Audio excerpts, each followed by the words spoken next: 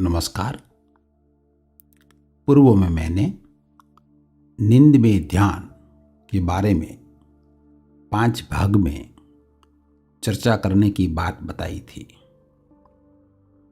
अब तक हमने नींद की विशेषताएं, नींद की अद्भुत दुनिया, शयन पूर्व के ध्यान एवं स्वप्न और नींद में बोध के बारे में चर्चा की है। आज 5वें और अंतिम वीडियो में मैं आपसे स्वप्न और नींद में रहस्य उद्घाटन के बारे में मेरी अंतर्दृष्टि साझा करूंगा। प्रथम वीडियो में हमने चर्चा की थी कि गहरी नींद क्या है। जब हमारी इंद्रियां पूर्ण विश्राम में निष्क्रिय अवस्था में होती है, तब वस्तुओं की अनुभूतियों का अभाव को हम गहरी नींद कहते हैं।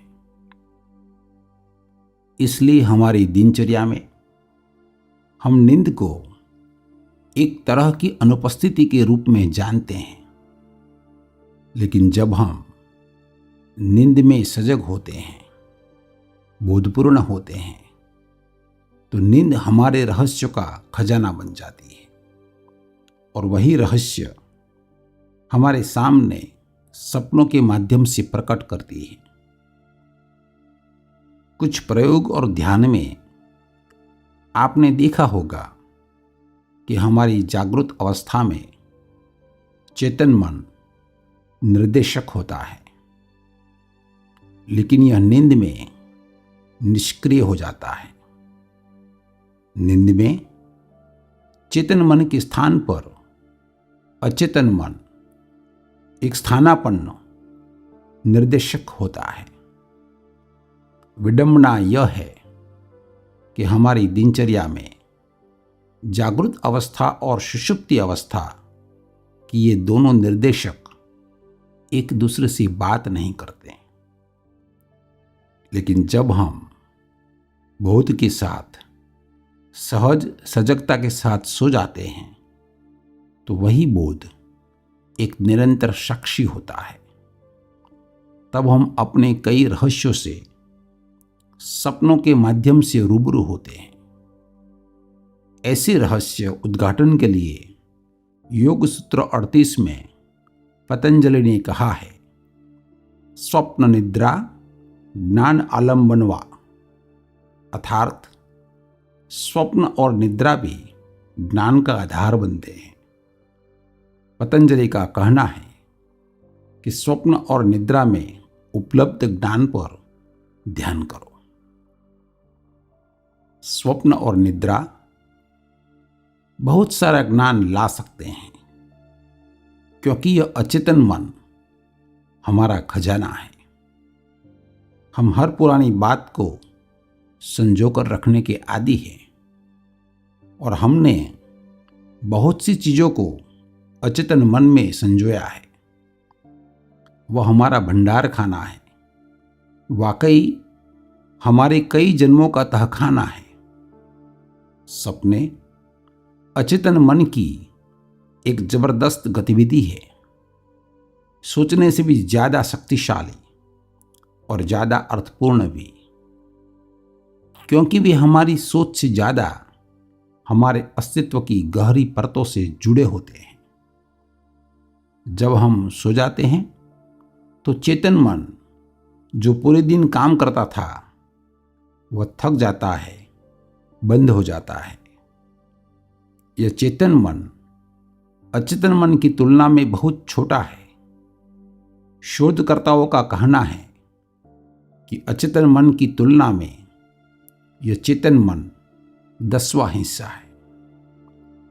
जब चेतन मन बंद हो जाता है, तब नींद में अचेतन मन की जबरदस्त गतिविधियां शुरू हो जाती हैं, जिसे हम सपने देखना कहते हैं।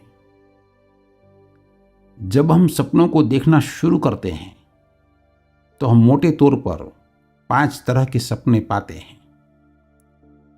पहले प्रकार का सपना निरर्थक, कूड़ा करकट, कचरा बराबर है। क्योंकि हमारी दैनिक दिनचर्या में हमारे मन पर बहुत सारी निरर्थक बातें धूल धमास की तरह जम जाती है। यह बिल्कुल वैसा ही है जैसे शरीर पर धूल जम जाती है और हमें नहाने की जरूरत होती है।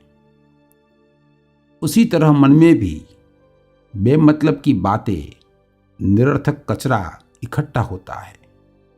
लेकिन मन को कैसे नहलाया जाए? तो ये सपने मन को नहलाने का एक प्रकृतिजन्य व्यवस्था है, ताकि सभी बेकार चीजों को, बातों को फेंक दिया जाए।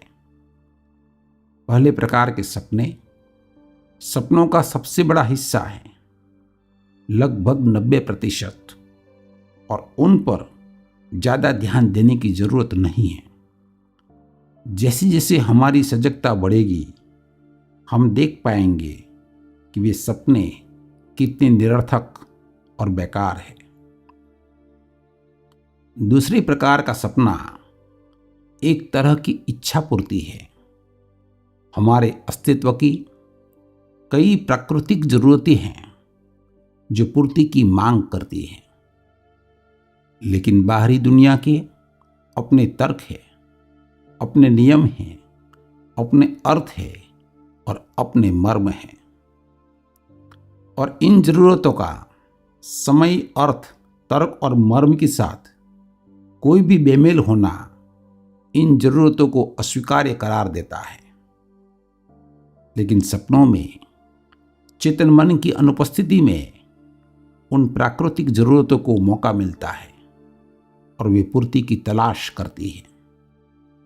अचेतन मन पर्याप्त रूप से भावबोधक, कल्पनाशील, रचनात्मक और भाववाहक भी है। अचेतन मन उन्हें किसी न किसी तरह से पूरा करने की कोशिश करता है। अचेतन मन केवल एक ही चीज जानता है, हमारे अस्तित्व को पूर्ण होने के लिए क्या आवश्यक है। इस प्रकार अचेतन मन सपने में इच्छा पूर्ति साधता है। इच्छा पूर्ति के यह दूसरे प्रकार के सपने साधक के लिए बड़े काम के हैं, क्योंकि इसे समझना, इस पर गौर करना हमें बता सकता है कि हमारी प्राकृतिक जरूरतें क्या हैं। अगर हम वास्तव में आनंदित होना चाहते हैं, अपने साथ सहज और सरल होना चाहते हैं, तो प्राकृतिक जरूरतों को बाहरी दुनिया के ढांचे के भीतर पूरा करने का हर संभव रास्ता खोजें। दूसरे प्रकार के सपनों के समझ के साथ हम अपने जीवन के तरीके को बदल सकते हैं। हम अपना आचार विचार एवं व्यवहार बदल सकते हैं। अचेतन को सुनकर हमारी जरूरतों को जान सकते हैं। हम भली भांति जान ले कि अचेतन मन में युगों का ज्ञान है। चेतन मन इस जीवन का सर्जन है। इसे हमारे परिवार और समाज जिसमें हम पैदा हुए हैं एवं हमारे प्रचलित स्कूल और विश्वविद्यालय ने प्रशिक्षित किया है। लेकिन अचेतन मन हमारे पिछले जन्मों के अनुभवों को वहन करता है। पूरा मनोविश्लेषण का केंद्र बिंदु इस दूसरे प्रकार के सपनों को सुनना और उसके अनुसार हमारे जीवन के तरीके को बदलना है। मनोविश्लेषण की अपनी सीमाएं हो सकती है, लेकिन इसने कई लोगों को दूसरे प्रकार के सपनों को सुनने में मदद की है और हमारा जीवन कम तनावपूर्ण और सहजता की करीब हुआ है। तीसरी प्रकार का स्वप्न अति चेतन से आने वाला संदेश है। तीसरे प्रकार का स्वप्न बहुत दुर्लभ है। जब हम गहन रूप से अप्रयास सजग और बोधपूर्ण होते हैं, तभी हम इसे महसूस करते हैं। अधिक संभावना तो वही है कि यह इच्छा पूर्ति की धूल में खो जाता है। जिसके सपने अचेतन देखता रहता है। लेकिन जब हम बोधपूर्ण हो जाते हैं तो इसे इच्छा पूर्ति के सपनों से अलग करना असंभव नहीं है। जब हम एक सपना जो अति चेतन से आ रहा है उसे महसूस करते हैं और बतौर साधक हम समझ पाते हैं और हम उस पर ध्यान भी करते हैं, तब वो हमारा अंतस का मार्गदर्शन बन जाएगा, जो साधक के लिए सही अनुशासन की ओर भी ले जाएगा। चौथे प्रकार के स्वप्न हमारे पिछले जन्मों से आता है। वे कई बार आते हैं और वे दुर्लभ नहीं हैं। ऐसे सपनों में हम समय के संदर्भ में पीछे की ओर बढ़ते हैं। ऐसे स्वप्नों के कारण हम अपने पिछले जन्मों के बारे में जागरूक हो जाते हैं। ऐसे सपने हमारे पुनर्जन्म की हकीकत का संकेत देते हैं। उनके कारण हमें याद हो सकता है कि हम अपने पिछले जन्म में कौन थे। ऐसे सपने हमारे भीतर कई बदलावों को प्रेरित करते हैं। यह कई चीज़ों को निरर्थक बना देगा और कई नई चीज़ों को सार्थक बना देगा। एक बार हमें याद आ जाए कि हमने पिछले जन्म में क्या हासिल किया था और कुछ भी तो साथ नहीं आया, और ऐसा एहसास कई जन्मों की भी यादें हमें बताती हैं कि हम बार बार वही चीजें करते रहे हैं। जब हम ऐसी पुनरावृत्ति देखते हैं तो हम वही के वही कैसे रह सकते हैं। मोक्ष की आकांक्षा, जीवन और मृत्यु के चक्र से मुक्ति ऐसे सपनों के कारण ही विकसित हुई। उस आकांक्षा में, उस एहसास में संन्यास, साधक होने का भाव घटित होता है। यह सब चौथे प्रकार के सपनों की परिणति है। फिर पांचवें और आखिरी प्रकार के सपने हैं। पांचवें प्रकार का सपना आगे की ओर, भविष्य की ओर देखना है। वे दुर्लभ हैं, बहुत दुर्लभ है। जब हम बहुत खुले मन के, सहज और सरल भाव में निष्पक्ष निरीक्षक, केवल दृष्टा होते हैं, तो ऐसा कभी कभी ही होता है। भविष्य एक प्रक्षेपण देता है और हमारे अंदर एक छाया की तरह प्रतिबिंबित होता है। अगर हम अपने सपनों के प्रति बोधपूर्ण और प्रयास सजग हो सके तो भविष्य हमारे अंदर झांकता है। जैसे अचानक एक दरवाजा खुलता है और भविष्य हमारे साथ संवाद करता है। अगर हम ध्यान करें और सपनों में अपने आंतरिक अस्तित्व के प्रति सजग हो जाएं, तो कई रहस्योद्घाटन होते हैं। पहला, जितना अधिक हम अपने सपनों के प्रति सजग होते जाएंगे, हम अपनी जागृत अवस्था की वास्तविकता के बारे में कम और कम आश्वस्त होंगे। अभी मामला बिल्कुल उल्टा है, क्योंकि हम अपनी जागृत अवस्था की दुनिया की वास्तविकता के बारे में इतने आश्वस्त हैं कि हम सपने देखते समय भी सोचते हैं कि वे सपने भी वास्तविक हैं। बेशक सुबह में हम कहते हैं कि यह सिर्फ एक सपना था, लेकिन अब दूसरा मन काम कर रहा है। यह चेतन मन सपने में बिल्कुल भी साक्षी नहीं था। यह इसलिए होता है क्योंकि जब अचेतन मन सपने बनाता है तब चेतन मन सो रहा होता है। इसलिए जब भी हम सपने देखते हैं हमें लगता है कि यह वास्तविक है। यहाँ तक कि बेतुकी चीजें भी वास्तविक लगती है, अतार्किक चीजें भी वास्तविक लगती है, क्योंकि अचेतन मन जो सपने बनाता है वह कोई तर्क नहीं जानता। इसके ठीक विपरीत होता है जब हम सपनों में सजगता रखते हैं और हमें लगता है कि वे केवल सपने हैं, कुछ भी वास्तविक नहीं है। बस एक मन की नाट्य भूमि में एक नाटक है, एक मनोभाव रंजक है। जब हम बोधपूर्ण होते हैं तो वह बोध गुणवत्ता को बदल देगा। फिर तो इस पूरी दुनिया को भी हम शंकर की तरह स्वप्न के बराबर ही समझेंगे। दूसरा बोध यह है कि हम साक्षी हैं।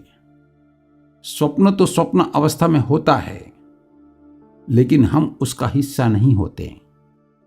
मन तो जागृत अवस्था में होता है, लेकिन हम उसका हिस्सा नहीं होते। जब हम बोधपूर्ण होते हैं तो हम पारलौकिक साक्षी होते हैं। हम मन का इस्तेमाल करते हैं, और चेतन और अचेतन दोनों का, लेकिन हम मन नहीं होते। बोध के साथ हम दोनों मन के साक्षी होते हैं, लेकिन हम किसी भी मन का हिस्सा नहीं होते।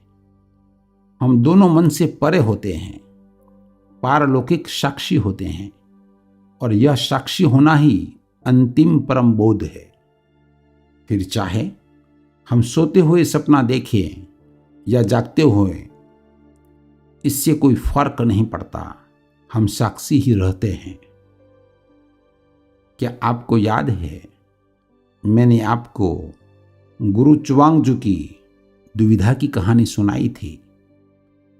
उनके मन में दुविधा इसलिए पैदा हुई क्योंकि जब उन्होंने सपने में खुद को तितली के रूप में देखा तो उनका चेतन मन अनुपस्थित था और अचेतन मन मौजूद था। फिर जब सुबह उन्हें याद आया कि सपने में वह एक तितली था, तब उनके चेतन मन में दुविधा तो वाजिब थी। अब वह खुद को तितली का सपना क्यों न समझे। अगर गुरु चुवांगजू सपने में तितली हो सकता है, तो तितली को उसके अपने सपने में गुरु चुवांगजू बनने से कौन रोक सकता है। स्वप्न और जागृत अवस्था में एक ही साक्षी का अभाव जागते और सपने में सजग न होना ऐसी दुविधा पैदा करता है। जागृत अवस्था या नींद की अवस्था में साक्षी की उपस्थिति से अप्रयास बोध में, सहज सजगता में गुरु चुवांगजू की दुविधा गायब हो जाती है। अब वह जानता है कि वह दोनों का साक्षी है और वह दोनों से परे हैं। वह न तो सपने में तितली है, न ही जागृत अवस्था में गुरु चुवांगजू है। वह पारलौकिक साक्षी है। नींद में ध्यान के विषय पर सभी 5 वीडियो को सुनने के लिए आपका बहुत बहुत धन्यवाद।